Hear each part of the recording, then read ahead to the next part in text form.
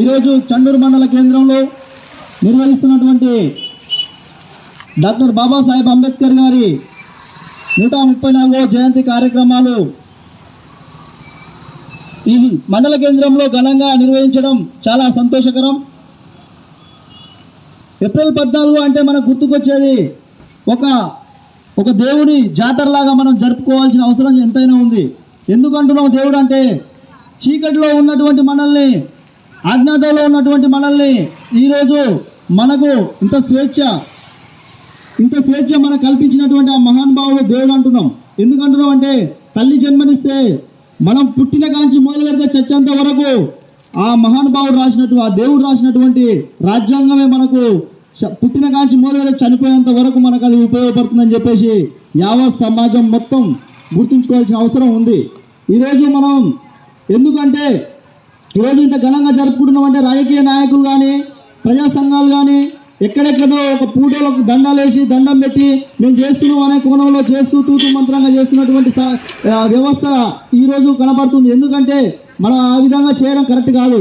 ఎందుకంటే రాజ్యాంగంలోని వివిధ ఎన్నో ఆర్టికల్స్, ఎన్నో చట్టాలు, ఎన్నో ఆ రాజ్యాంగంలో పొందుపరిచి ఇవాళ మనకు అందించినటువంటి ఫలాలు ఇవాళ అనుభవిస్తున్నారే తప్ప ఇవాళ మహానుభావుడు రాసిన రాజ్యాంగం ఇవాళ మనం ఉపయోగించుకుంటూ కనీసం ఆ మహానుభావునికి మనం దండేయలేకపోతున్నాం అంటే చాలా సిగ్గుపడాల్సిన అవసరం ఉంది ఎంతైనా.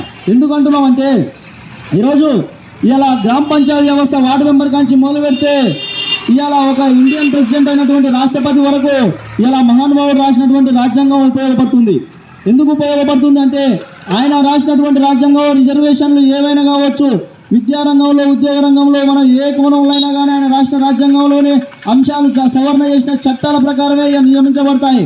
ఇవాళ ఆయన రాసిన రాజ్యాంగం ప్రకారమే మనం ఇవాళ ఎంత స్వేచ్ఛగా ఆర్టికల్ 14 ఏం చెప్తుందంటే మనకు ఎక్కడ పోయినా స్వేచ్ఛగా బతకగలుగుతున్నాం, స్వేచ్ఛగా తిరగలుగుతున్నాం. మనం ఈ విధంగా తిరగలుగుతున్నాం అంటే ఇవాళ ఆయన పుణ్యాన్ని మనం ఉపయోగించుకుంటున్నాం తప్ప ఆయనకు ఒక దండేస్తే తప్పే ఉందని చెప్పేసి మేము ఇక్కడి నుంచి వెళ్ళి క్వశ్చన్ చేస్తున్నాం, హెచ్చరిస్తున్నాం.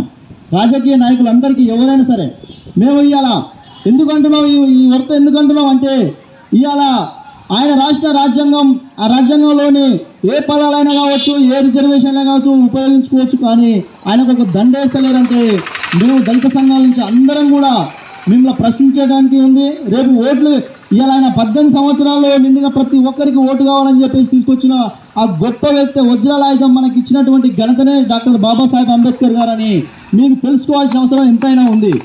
ఈరోజు ఇలా ఎక్కడైనా సరే ఆనాడు నవాబు కాలంలో ఒక ఓటు కావాలంటే ఒక ఉన్నత స్థాయి అధికారులకే ఉన్నతమైన సంపన్నులకే కావాలని చెప్పేసి చెప్తే ఆ మహానుభావుడు ఆ ఓటు ఎవరికైనా సంపన్నులకే కాదు, యువకులకు 18 సంవత్సరాలు నిండినటువంటి వాళ్లకు ఎవరికైనా, అందరికి ఎస్సీ ఎస్టీ బీసీ మైనార్టీ అనేవారు ఎవరికైనా సరే అందరికీ సమానంగా ఉండాల్సిందని చెప్పేసి ఆ ఓటు ద్వారా అందరికీ చైతన్యపరిచి ఇవాళ మనకు ఆ వజ్రాలాయుధాన్ని మనకు ఇవ్వడం జరిగింది.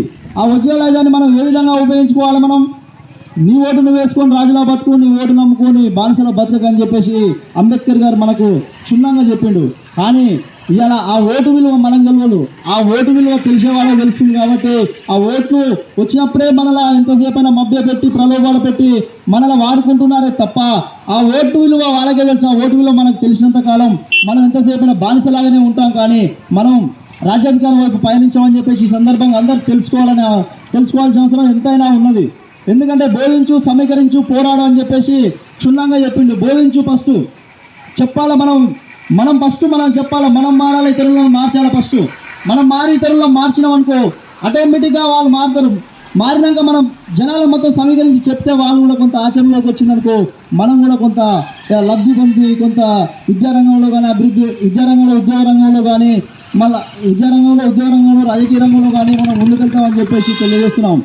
అలాగే మనకు ఒకవేళ బోధించినా సమీకరించినా మనం అయినా కానీ మనకు ఆయన రాసిన రాజ్యాంగంలోని అంశాలు మనకు దక్కకుండా, మనకు ఆయన రాసిన ఫలాలు దక్కలేవనుకో ఏం చేయాలి? మనం పోరాటం చేయాల్సిన అవసరం. ఆనాడు కూడా అంబేద్కర్ గారి పైన ఎంతో మంది ఆయన మీద ఇంకా ఎంతో మంది ఆయనని వేరే విధంగా చేసి ఆయనని అణగదొక్కడానికి చాలా ప్రయత్నం చేశారు.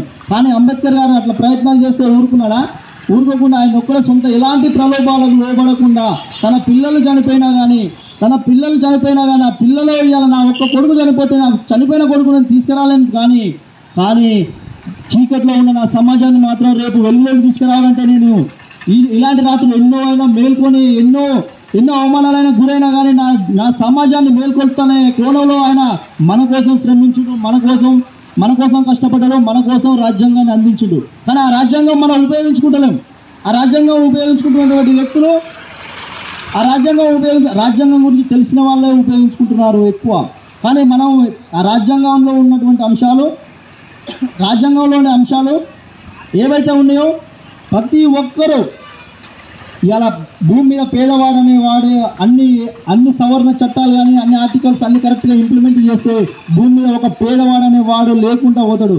అంబేద్కర్ గారు రాసినటువంటి రాజ్యాంగంలో ఉన్న అంశాలు అవన్నీ. కానీ దాన్ని బయటకు తీయరు, కప్పి పుంచుతారు. ఎందుకంటే ఇలా అవన్నీ బయటకు తీస్తే వాళ్ళతో పాటు ఈక్వల్గా ఆయన ఏసీ కార్లు తింటే మనం ఏసీ కార్లు తింటే మన మాట ఎవరుంటాడు, మనం చెప్పే పనులు ఎవరు చేస్తాడు. కానీ వాళ్ళ మధ్యలో వాళ్ళ స్విచ్ని పెట్టినాం అనుకో మన మాట వింటారు, మన ఎమ్మటి వస్తారు అని చెప్పేసి మనల్ని వాడుకొని ఈ విధంగా చేస్తారు. కాబట్టి ఇక్కడైనా మనం మేల్కొని మనకున్నటువంటిది ఏ అయితే అవసరాలు ఉన్నాయో దాంట్లోని మనం వినియోగించుకోవాల్సిన అవసరం ఉంది రాజ్యాంగంలోని.